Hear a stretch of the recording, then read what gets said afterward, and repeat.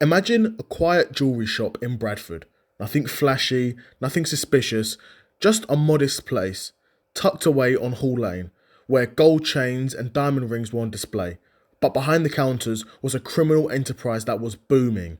Between 2014 and 2016, over £266 million was laundered through that shop, Fowler Oldfield, making it one of the largest money laundering cases in UK history.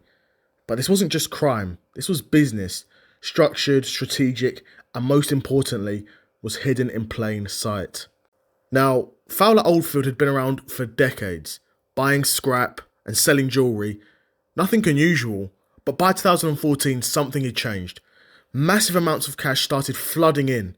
Daily bank deposits weren't in the thousands, but they were in the millions. They had counting machines in the back room, staff were possessing stacks of cash, some days over £1.7 million. That's banker level money moving through a local shop. But why jewellery? Because gold is perfect for laundering. It's portable, high value, hard to trace. You can melt it, reshape it, ship it, and unlike real estate, it doesn't raise eyebrows when bought in cash. The operation was built like a business, and 4 men ran it like a boardroom. Gregory Frankel was the director at Fowler Oldfield, coordinated the couriers and set up daily cash movements. Daniel Rawson, also was the director, handled logistics. He was the guy running the counting machines, watching every penny come through, and communicated through encrypted apps like Telegram.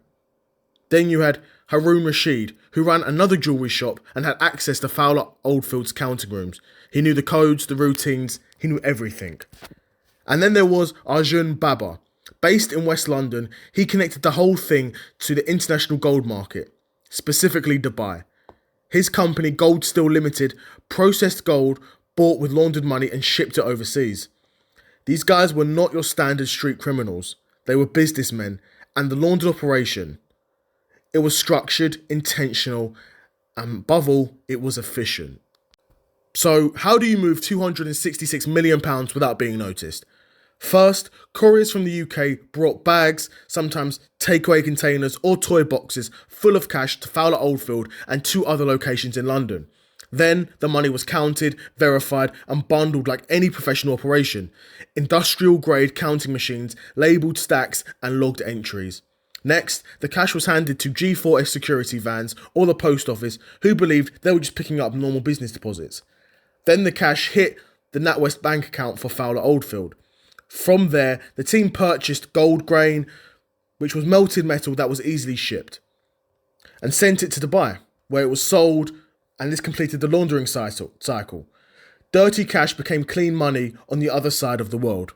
And then it all fell apart. In 2016, when someone from G4S noticed, why is this one jewellery store making multiple massive deposits a day? That tip triggered an investigation by West Yorkshire Police and the CPS.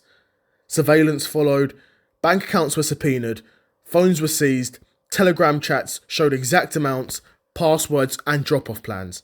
And in March 2025, all 4 men were convicted. Frankel, 11 years, 8 months, Rowson, 10 years, 10 months, Rashid, 10 years, and Baba, 11 years. And NatWest, they were fined £264.8 million in 2021 for letting this happen under their nose. Now, this wasn't just fraud. This was an entire infrastructure, a fully functional business designed to wash criminal cash and sell it back as clean gold. Couriers, counting machines, encrypted messages, it was all meticulous, and for a while it worked. The story of Fowler Oldfield shows us how crime adapts to business. It doesn't always look like a dark alley, it can look like a storefront, an office, even a bank. So next time you hear about a jewellery shop in a quiet town pulling in millions, maybe this time you can ask a few more questions.